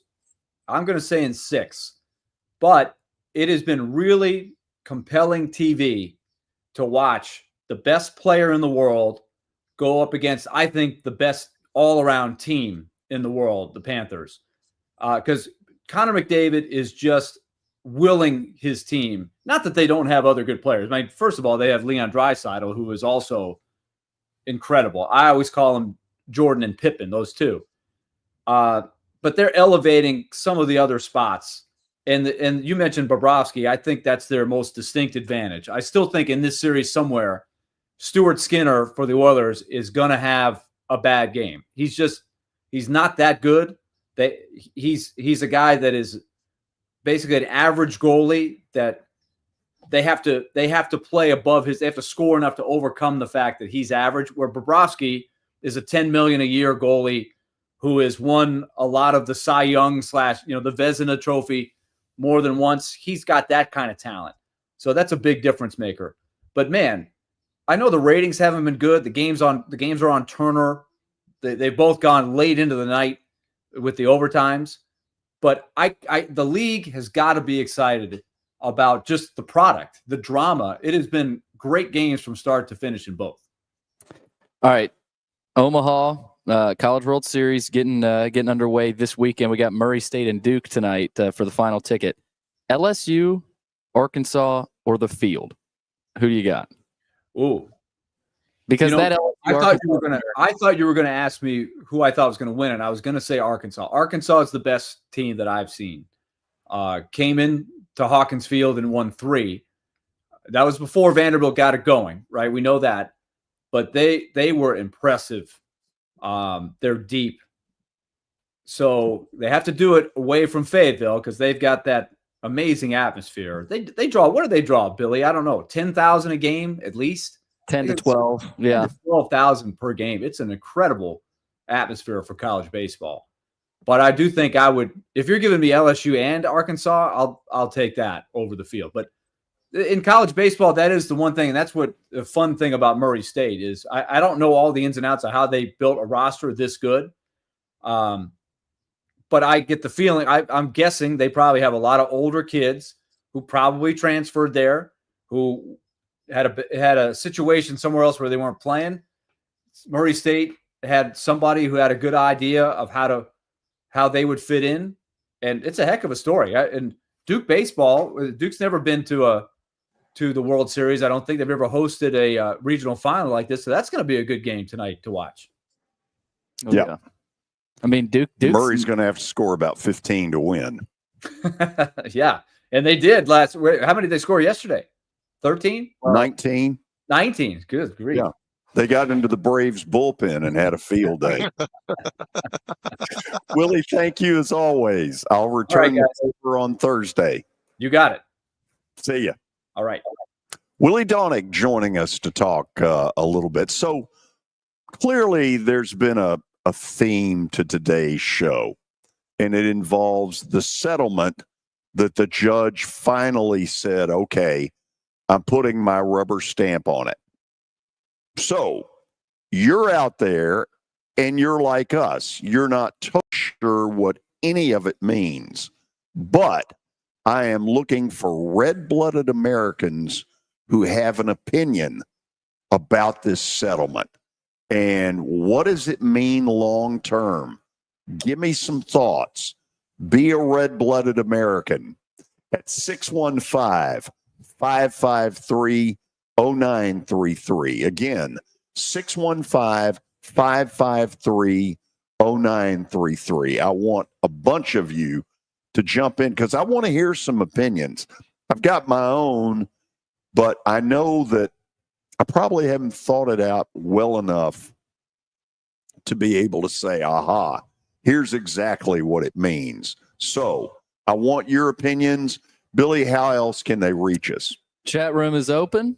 YouTube, Twitter, Facebook. On your mobile phone, you can type in your questions. Also on a laptop just to the right of the screen there on YouTube. Fire them away. We'd love to hear from you. Okay, we'll take your phone calls and who knows what else next on 94.9 The Fan. When I got my first car, my dad told me, keep the gas tank full and my number on speed dial. Now parents are telling their kids, save 615-242-9000 just in case. I'm Blair Durham. If you or someone you love is in a wreck, call us. We're here to get you the money you deserve.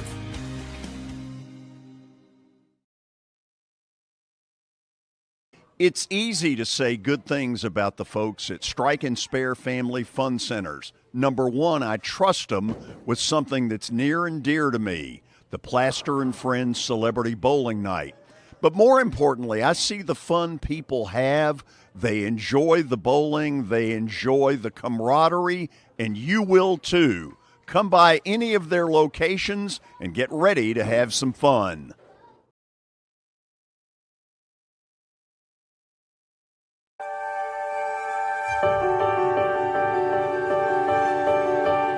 Are you ready to begin? Trevecca Nazarene University. From calling to becoming.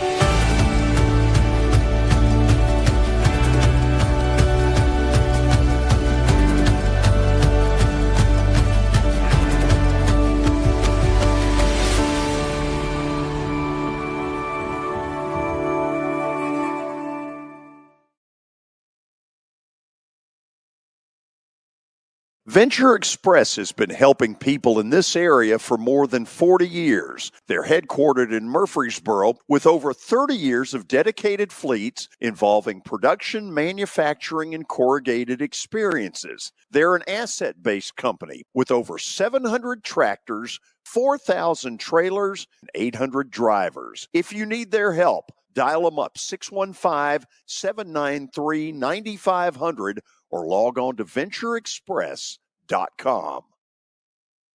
I trained my entire life to be the best. I was one of the fastest women in the entire country. But woke politics made me swim against a man, sharing the pool and the locker room. That's not just dangerous, it's degrading. Thank God for Marsha Blackburn. No one fights harder to protect us. Marsha Blackburn will always stand for strong women because she's one of us. I'm Marsha Blackburn, and I approve this message. Or log on to ventureexpress.com. I trained my entire life to be the best. I was one of the fastest women in the entire country. But woke politics made me swim against a man, sharing the pool and the locker room. That's not just dangerous, it's degrading. Thank God for Marsha Blackburn. No one fights harder to protect us. Marsha Blackburn will always stand for strong women because she's one of us. I'm Marsha Blackburn, and I approve this message. Tonight, it's Game 3 of the Stanley Cup Final between the Oilers and the Panthers. Catch it starting at 6:30. Your sports live here on 102.5 and 106.3 The Game and the Game Nashville app. It's the George Plaster Show. Your sports live here on 94.9 The Fan.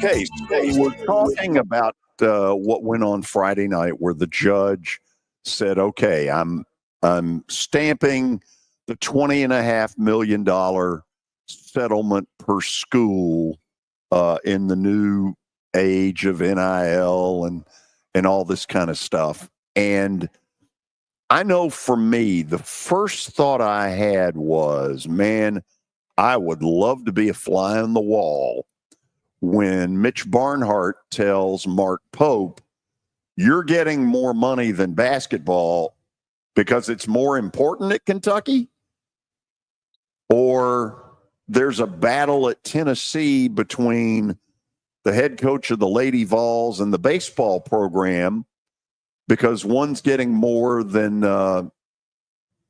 the other. So I don't know.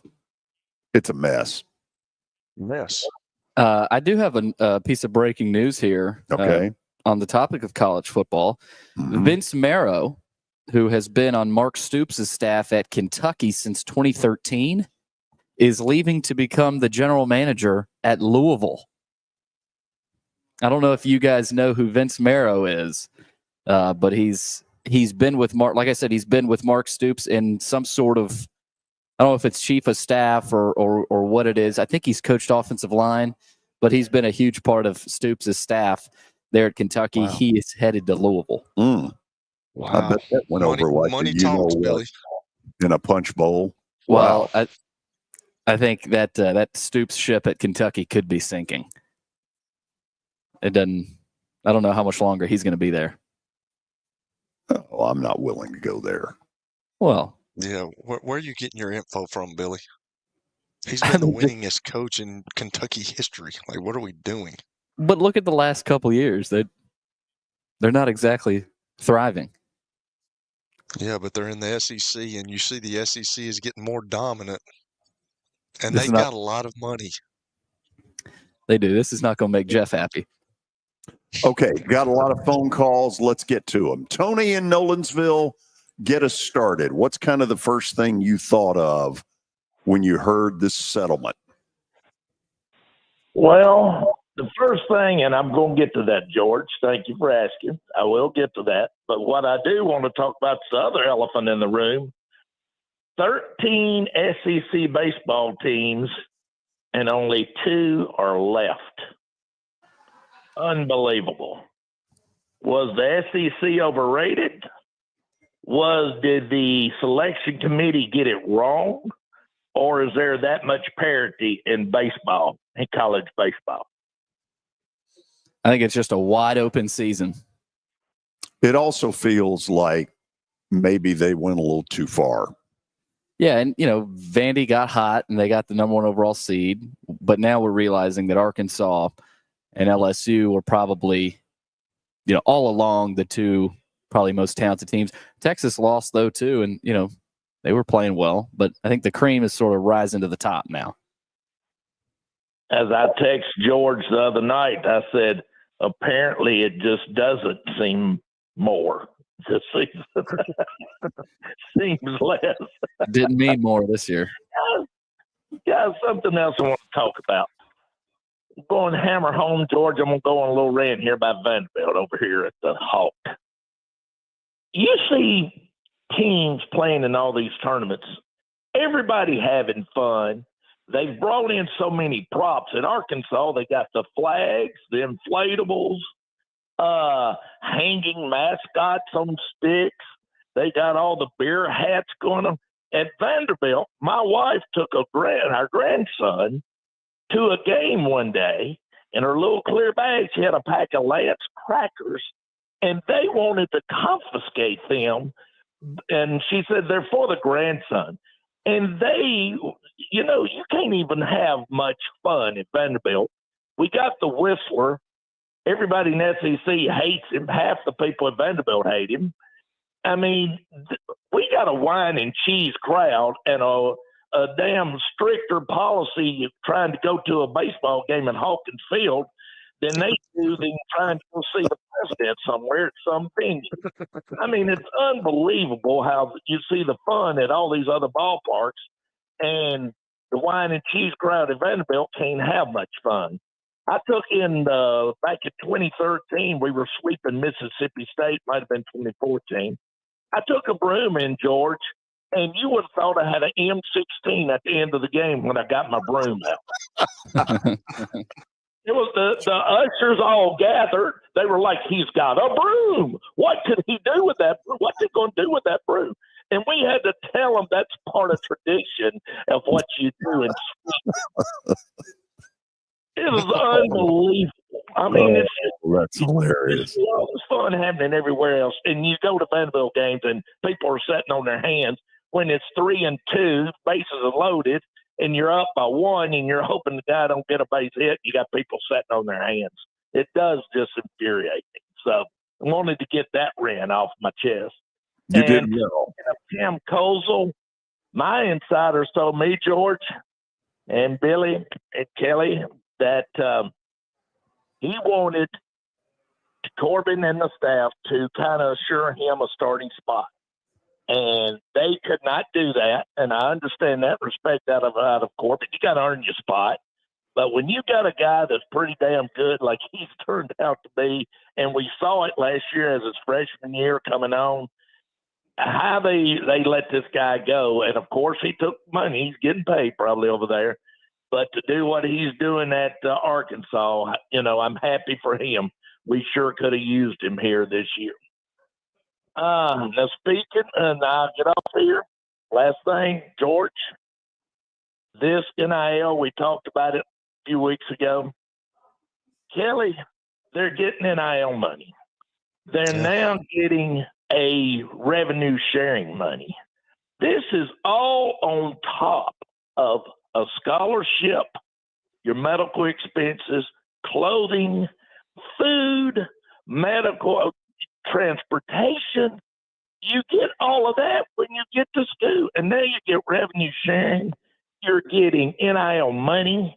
You're getting the luxury of luxury.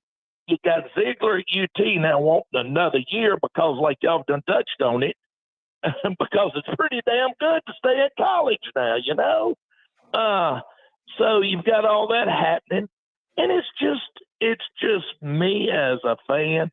There's a narrative out there of some people that don't think you're supposed to call out a college athlete by name on social media. Well, by God, they're not college athletes no more. They're paid professional young athletes. They're paid players. They're professional players.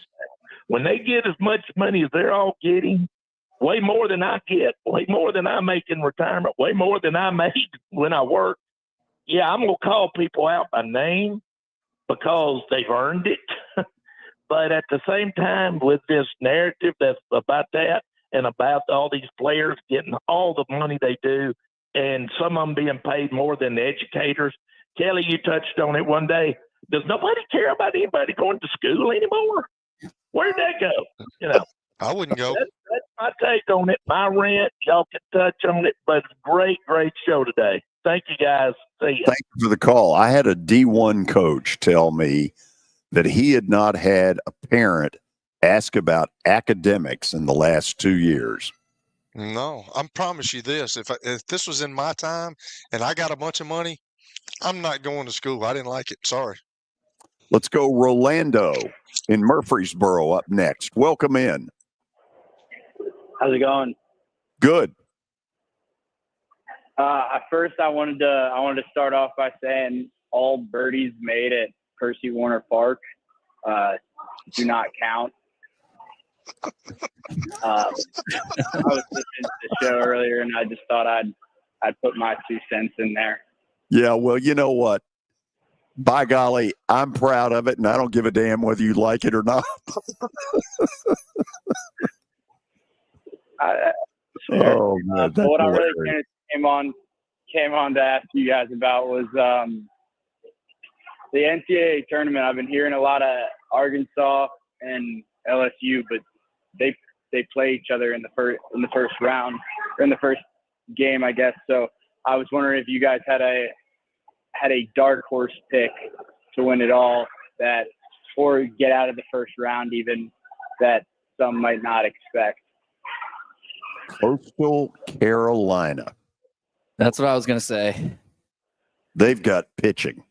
You know, here you've got this fever pitch at Auburn, you know, a campus that's just excited as all get out. And Coastal went in and shoved it down their throat because they've got really good pitching.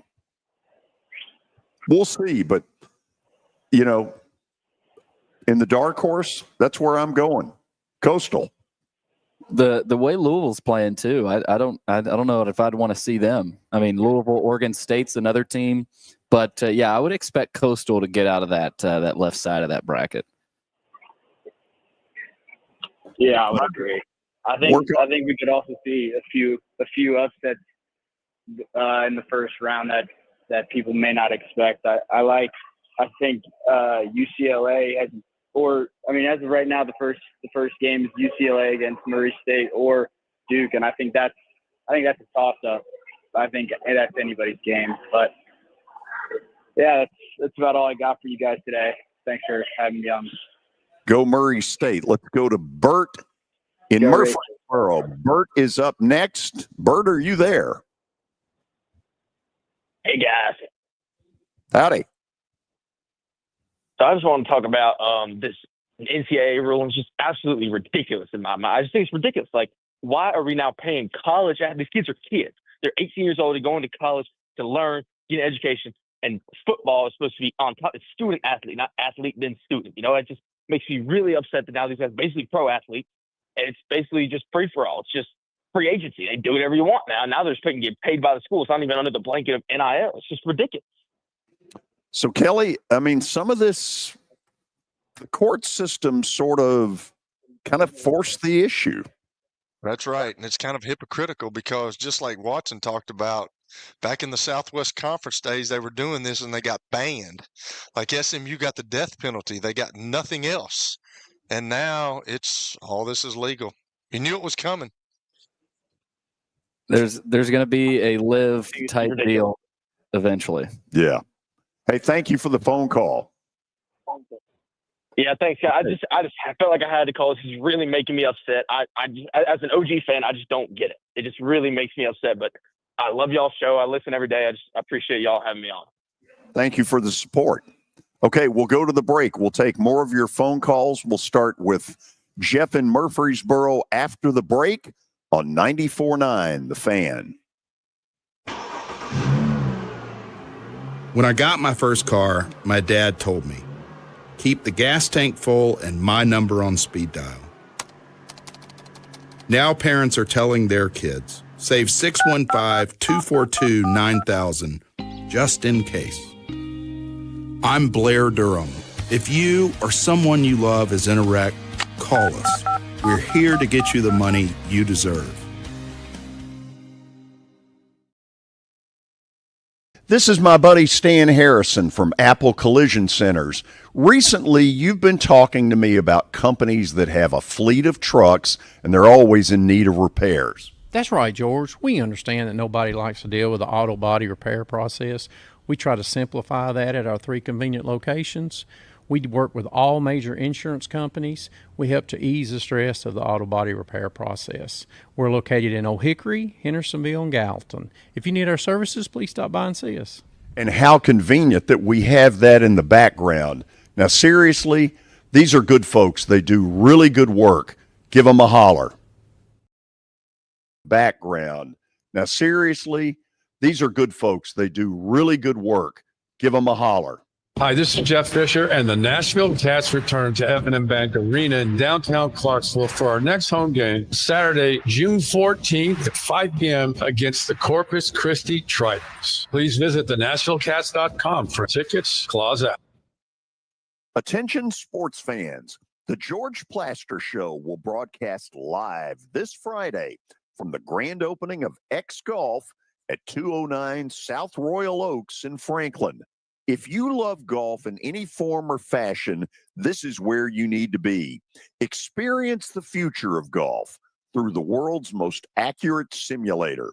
See you in Franklin on Friday. Nashville. The semifinals of the PFL World Tournament begin Thursday, June 12th. Former welterweight world champion Jason Jackson takes on rising star the Silverback Thad Jean, plus 2023 PFL World Champ Jesus Pinedo and Gabriel Braga collide in a highly anticipated trilogy match. Don't miss your chance to see the action live June 12th at Municipal Auditorium in Nashville. Visit pflmma.com/schedule for more info. A lot of people want to define teams by singular performances. Sports. Did he not go back into the game after that interception? Let's get this turned around. And we're all saying, no, they don't. Here. You thought you were on your way. Your sports live here. On ESPN 94.9. And the Game Nashville Sports Network. It's the George Plaster Show. Your sports live here on 94.9 The Fan.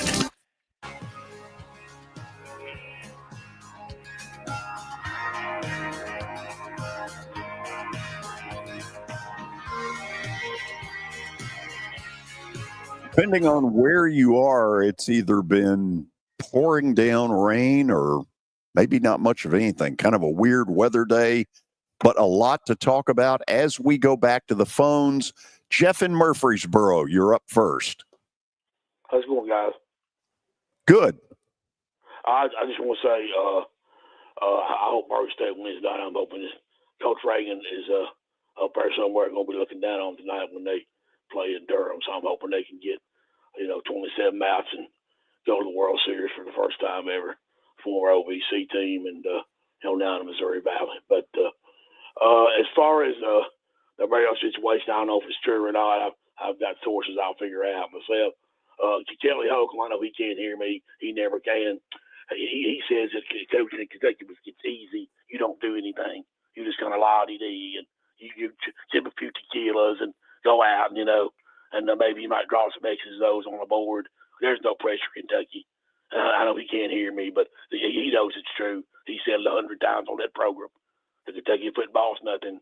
And I know, Mr. Derrick, you can't wait till Stoops leaves. You love every minute of this. You can't wait till he leaves. So, and all that stuff. So, I mean, hey, that's fine. If it's true, then he'll be public enemy number 1 or 1.5 when he comes back to election, if that is true. I don't think it is, but he is or was the tight ends coach, the recruiting coordinator. Vince Merrill was. He's very outspoken. He's very if you want some controversy, you put him up there at media days, and he'll give you some if you want some. As far as that goes, George Friday, are you and Frank still in the doldrums? How about them Braves?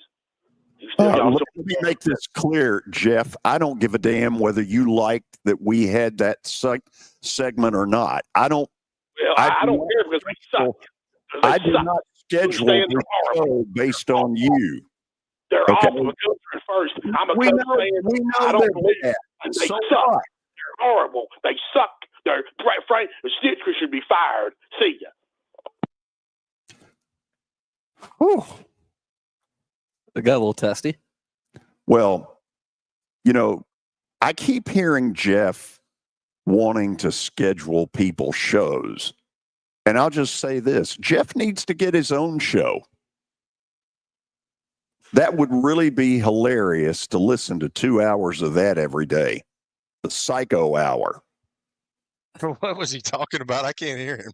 Well, on Friday, we did a segment with Frank from Smyrna, who is an Atlanta Braves season ticket holder, because clearly some things have reached a point.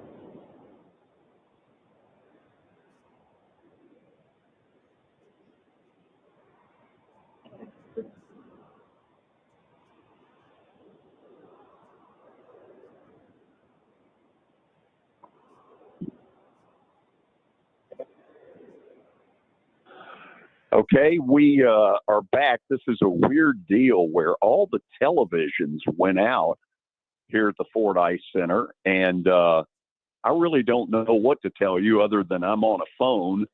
I'm guessing Kelly can hear me. Kelly, are you there? I'm still here, man. Y'all having a storm? I don't know. All of a sudden, all the TVs went out. We heard a loud pop, and that's kind of where we are at the moment. So I know we've got a couple of callers that may still be waiting. Eric, if you're on the line still, go right ahead. George, can you hear me? Gotcha. Hello? Oh, okay. I didn't know what was going on. I'm going to try to make it quick because I know now we're pressed for time because what just happened. First of all, George, quick question I want to ask. Are the college athletes still going to get scholarships even with all this money? Do they still get scholarships? Hello? Eric, can you hear? Yeah, can you hear me, Eric? Can you hear me? I can hear you. Can you hear me? Yeah, I got you. Yeah, I think they still do get scholarships. Absolutely. I think they're getting paid up on top of all that. I mean, Tony kind of brought that up earlier, but they get scholarship, which I've said before. If you're paying all these guys this money, they should pay for their scholarship. But they're still getting a scholarship. They're still getting a room and board. They're still getting food. From what I expect, they're just getting money on top of that. Yeah, guys, and I'm gonna try and get through what I want to say real quickly. First of all, guys, I think, like you said before, I think you're going to see some of these sports eliminated because of all this. In fact, some schools may do away with stuff altogether. And guys, I just wanted to say, I do believe one day we're going to come to a point where there are going to be other people like get scholarship, other students in other departments, like saying, for instance, the music department, like TSU's band. Hey, we're performing, we're making money. Why don't we get paid? Cheerleaders, they're going to say, why don't we get paid? What about people that play music for like concerts? Or do people do plays at theater, or people that bring in revenue from other resources? Shouldn't we be getting paid as well? I do believe a lawsuit like that may be coming down the road. We feel like we should get paid too, because we're just supporting the school with, the plays we do, music we do, and all this type of stuff that could bring revenue. Why shouldn't we get paid as well? And just want to get you guys' thoughts on that. Guys, I'll get off. Y'all take care, and we'll talk again soon. Well, he brings up a really interesting point, which is, where does it stop? I'm not sure it does stop, George. I talked about litigation earlier. They're going back to 2016 with the NIL. Well, guys that played in the 90s, guys that played in the 80s, if you got your image used for some reason, especially at big schools, like there's going to be litigation with that. And then he brought up, like you said, he brought up a great point. Like, what's going to happen when all these other sports or, like bands he talked about? I think they've all got a gripe, because if they're putting money into that, why can't we get money? We're important to the school. The things that we do are just important as what the football or baseball or basketball does. So I think there's a lot coming down the pike, and I don't think anybody knows. We've already talked about it. I don't think anybody knows what's going to happen. It feels like the slippery slope, doesn't it? It does, absolutely. I know we've had some issues. I don't pretend to know exactly what's going on, other than a big bank of televisions went out here at Fort Ice Center, and we heard a pop that was pretty loud. Either way, we're going to go to our final break, and then we'll have Plaster Bet of the Day next on 94.9 The Fan. Coming up tonight, the Nashville Cats are back on the road to take on Billings. Our coverage starts at 6:30. Totally hits 93.3. Listen on the air. So don't tell me to chill out. On the web at thegamenashville.com. This team has strategically put themselves back in the mix. Watch us on YouTube or download the Game Nashville app. You have to make those plays. Your sports live here on the Game Nashville Sports Network. Your sports live here. WBUZ HD3 Laverne. All around the world on the Game Nashville app. We are the Game Nashville Sports Network. ESPN 94.9 The Fan.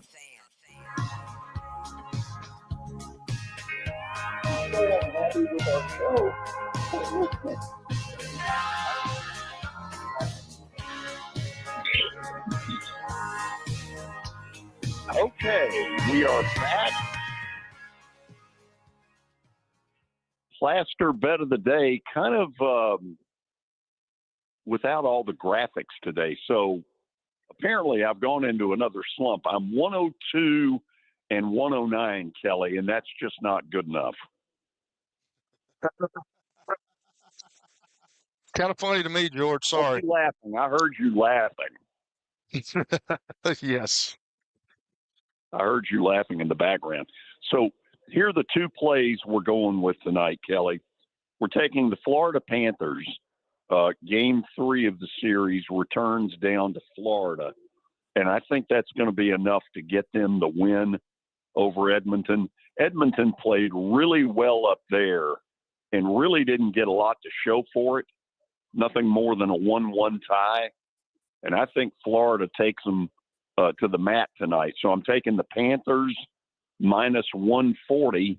And in baseball, I'm taking the Arizona Diamondbacks tonight minus 160 at home against the Seattle Mariners. I know you'll want to look into those games, Kelly very closely. Yeah, and I know everybody is just, they're awaiting this moment right here because, as you say, you're going to make everybody some money, but that record's got to get better, George. It's just not good enough. No, okay, I agree. I think we're done. Apologize for the technological difficulties. All we know is something exploded. And when it did, it wasn't real pretty. Hopefully we'll get it all worked out in time for tomorrow. Tony Basilio will join us. Until then, so long, everybody. Listen on the air. So don't tell me to chill out.